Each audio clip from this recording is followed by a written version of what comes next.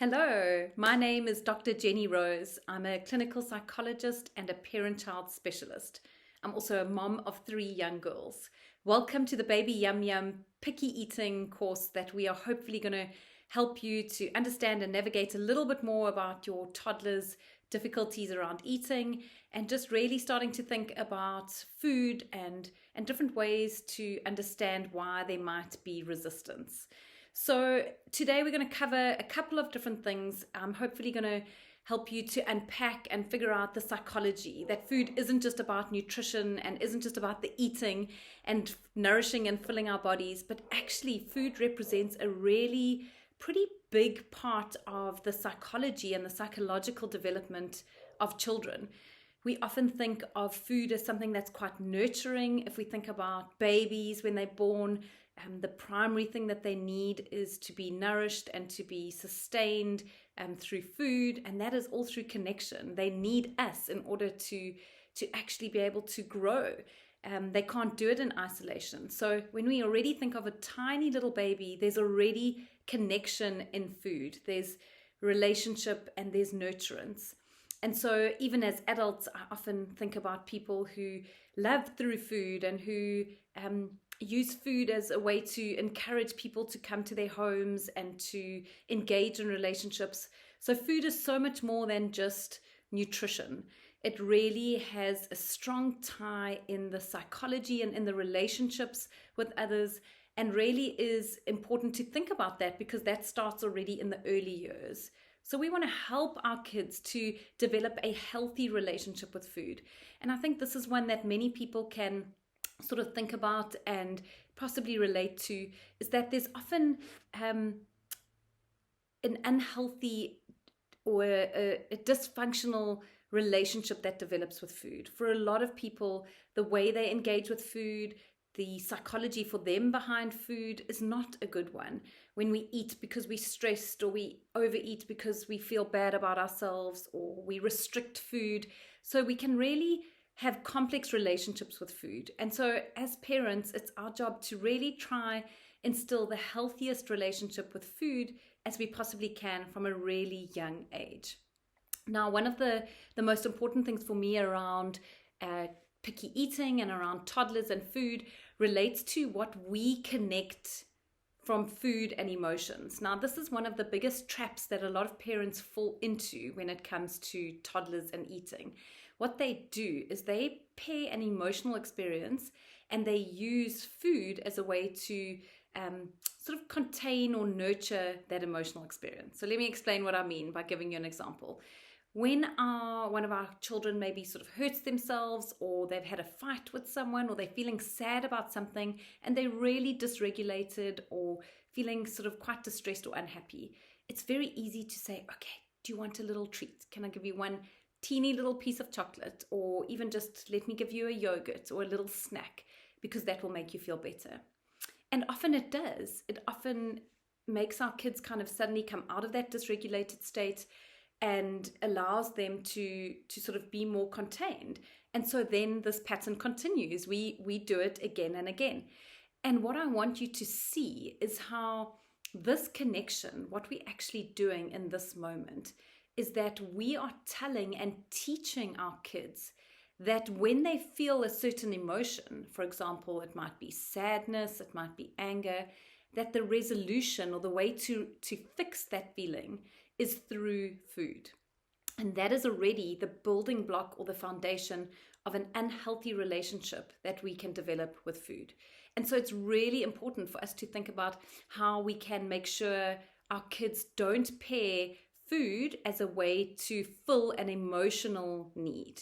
So we want to be sure that we are not falling into that same trap with them as well. So that's one thing I want you to kind of think about a little bit around emotions and eating for young kids, because it might not be leading to sort of picky eating necessarily, but these are the foundations and the sort of building blocks of eating and food and relationships and people. And we start that from early on already. And so if we've got this clear idea in our heads, it's really helpful because we start early on to lay the correct foundation for that relationship between food.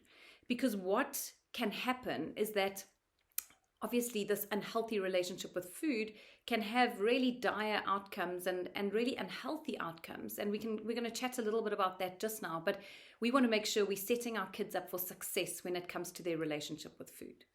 Now, one of the biggest things that happens at around 3, you might see it at a different time depending on your child. Every child is unique. Developmentally, things might change, but we often find that children around 3 suddenly become quite picky. And a lot of people will say, my child has been a dream eater. They eat everything I give them. They love their veggies. They eat so well. They don't kind of push food away. They're willing to try new things. And suddenly at about 3, they have this resistance to food, and they almost become these like delayed picky eaters. So, you get some children who are picky eaters from the start and who are reluctant to try new things. They don't eat all that well, but then you get kids that do eat really well, but then have this resistance a little bit later, and it might be at 3, 3.5, 4. It's not a set age as to where it might come, but it might develop a little bit later. Now, what this actually is this is really linked to the development and the psychology of your child, and it's playing out in the relationship or the dynamic with food.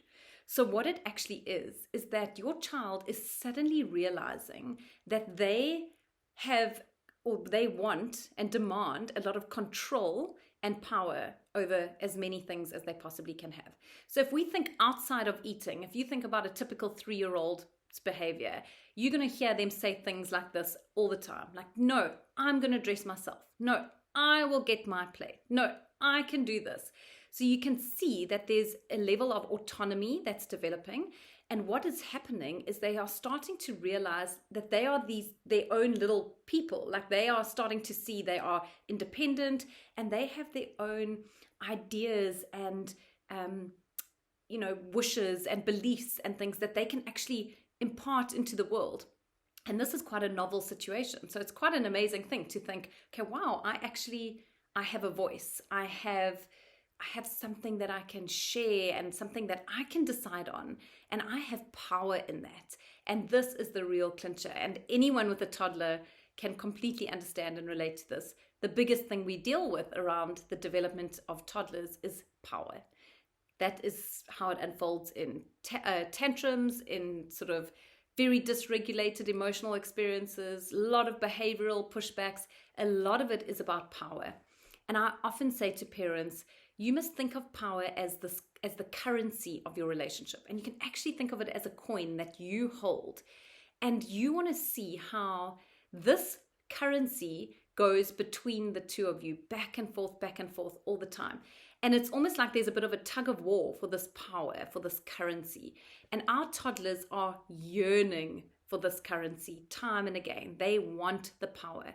And what is interesting about this age is that they suddenly realize that they can hold a great deal of power when it comes to food.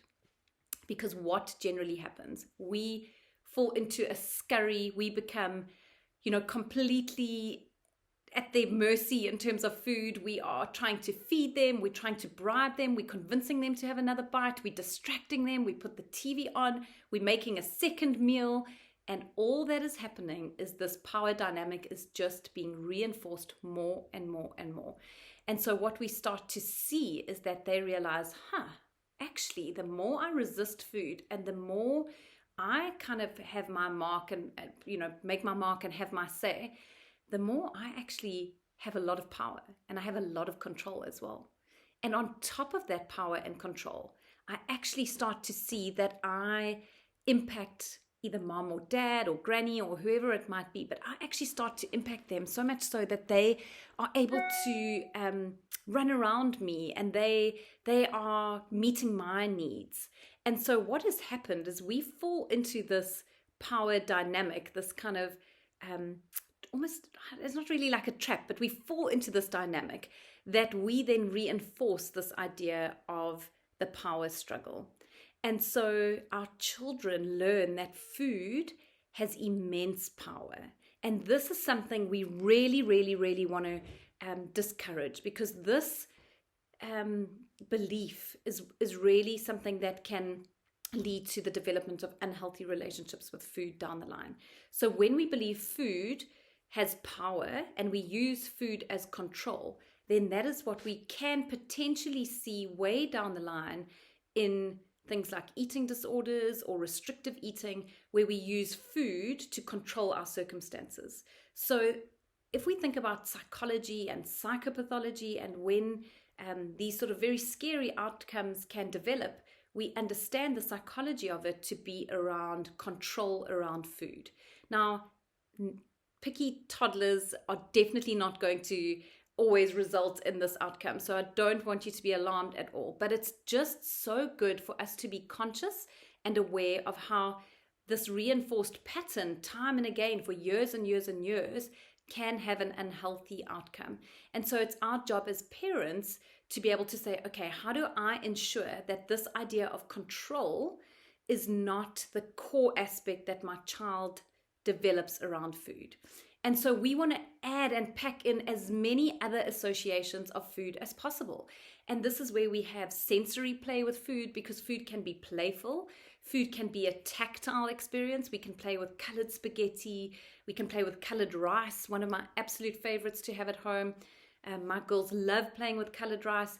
So we can use food in very diverse ways. I love to set up little stations for my kids of bowls with water, some drops of food coloring, and I take a small little portion of uncooked rice, uncooked pasta, and 2 tablespoons of flour or icing sugar, and I let them mix and play and create potions and do pretend cooking where they can feed their babies, and just really exposing them to the fun side of food. This is not food that they're going to eat, of course not. And obviously this is for children that are able to understand that they themselves shouldn't be eating this food. This is not for very tiny kids. But this is just a helpful way of introducing a new association to food, something playful.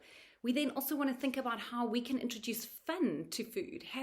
Have dinner at the dining room table as a family, play games while you are eating, do table talkers, talk about the best part and the worst part of your day. So we just want to pair so many different associations with food rather than it just being about resistance or giving in, because that is the one dynamic we don't want to reinforce. So instead of getting too caught up in this dynamic and worrying, well, how do I stop it? Instead of thinking, how can I stop it? Rather say, what other dynamics can I add in? What other things and associations can I add in to take away from the power being the main thing?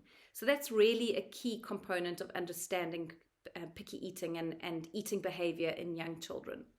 Now, the second part relates to the actual power dynamic. It's really important that we don't fall into this trap of the power dynamic. We don't want our kids to feel like they have got the final say, that they are dictating what it's like, that they are holding this currency. We really want to try encourage and develop this idea that we aren't even engaged in this power struggle. I often say to parents of toddlers, it's because it's always this power struggle. I often say, if you're in the struggle, then it's a power struggle. But if you aren't in the ring, then it's not a struggle. It's not a power fight or a power struggle. Don't get in the ring. Don't enter that power struggle. Don't try and convince them for another bite. Don't try and coerce them. Don't try and bribe them. We don't want to be doing all these things to try and get them to have another bite or finish their meal, because what actually happens is, again, this reinforces that they are holding all the power. We are asking them, we are begging them, we are pleading, have this bite, eat this little bit more. And that makes them realize they are actually the ones in complete control of the situation. And why bribery doesn't work is for that exact reason. When we bribe our kids for whatever reason, if you stay in your bed tonight, I will give you this in the morning, or if you eat this whole plate of food, I will give you a treat after dinner. What that does is it tells them, oh, so I've got an option to not eat this dinner. I've got an option to push against this because then I won't get the treat. And so again, it really reinforces this idea of them having the power. So we want to eliminate and take away all bribery. We want to be as neutral and kind of nonchalant as possible. Food should not evoke such a big response from us as well. They start to realize that it gets us wound up. it pushes our buttons, it triggers us. And I know for many moms, I can completely relate. I can think back to times when my girls were young and I would spend hours steaming veg and pureeing it or cooking it in a certain way, all to come, and don't want to eat it. And it is really tough. It's soul destroying to think of the hours, the effort, the love that you've put into this meal, and they don't want to eat it. And it's really frustrating. So we want to be able to acknowledge that that is super frustrating. Like that I can completely understand. But when we start getting worked up, they respond to that and they are attuned to that. And we want to make sure we come with a neutral response to eating. As parents, we decide what they're eating and we decide how much gets put on the plate. But our children decide whether they eat it or not. We can't do that. We cannot force our children to eat anything. There's also something about bodily autonomy that we have to respect and to say, I respect the boundary of you deciding what you're going to eat and how much of that meal that is on your plate you are going to eat. But I decide what is on that plate. You as a child don't get to decide this is what is for supper or, this is what will be served. I decide that. So I choose the nutritious meal. Often when parents say to me, oh, but my child only wants chicken nuggets for supper, you are the one that decides what the menu is in the house, not your child. They have to decide what they eat off of that plate. But if we continue to make these sort of adjustments where we give in and we cook a second meal and we try the nice healthy meal, but that doesn't work, so then we resort to the chicken nuggets. They know this. They absolutely know this. They know, well, if I just resist a little bit longer, or if I, kick up a big fuss, then eventually I'm going to get the chicken nuggets. So it's our job as parents to make sure we are planning the meal and the menu that we are comfortable with, and we deliver or dish a portion that is big enough that we are happy with, which, just a little key tip here, it's really overwhelming when kids receive a huge amount of food, especially if it's a new food.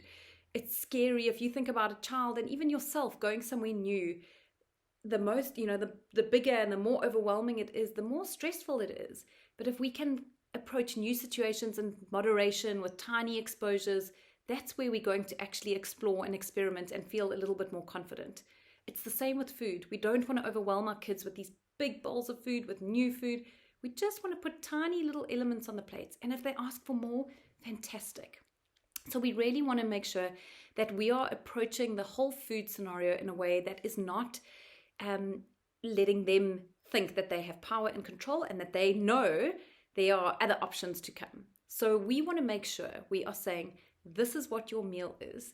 There will be nothing else. You decide how much your body needs until you feel full, because that also changes from day to day. That changes for you and I. There's some days where I might need a huge bowl of food because I'm starving and maybe I did a big run in the morning and I really need a lot to fill my body.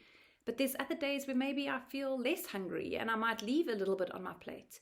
That's completely acceptable for adults. So why do we have a different philosophy for kids? Why do we expect our kids to finish every morsel of food on their plate every night, night after night? Sometimes their bodies are going to feel different, and that's okay. And we want to actually validate that for them, to say, wow, you really listened to your body. When your body told you you were full, you stopped eating. That's wonderful. So we want to really encourage this kind of healthy engagement with food.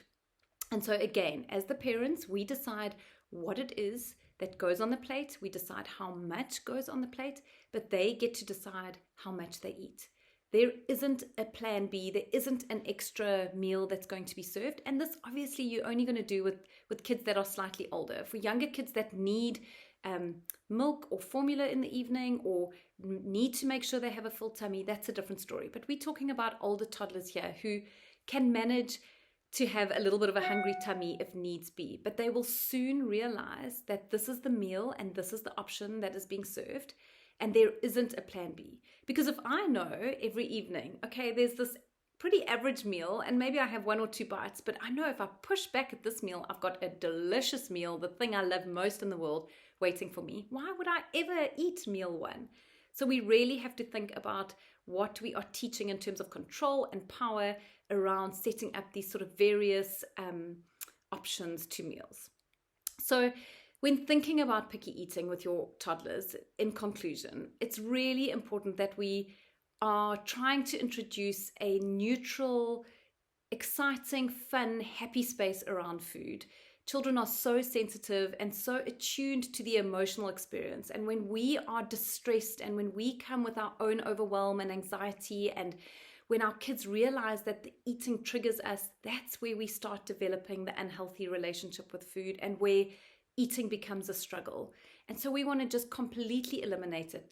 Put your hands up and say, I am embracing this food journey and I am going to not get myself worked up. And the more I remove my own stress and anxiety, the more my child will be open to exploring around food. So I hope that you have found this helpful. If you're looking for any more guidance around this topic or more, please head to my website. It's www.drjennyrose.com, or to any of my social media profiles.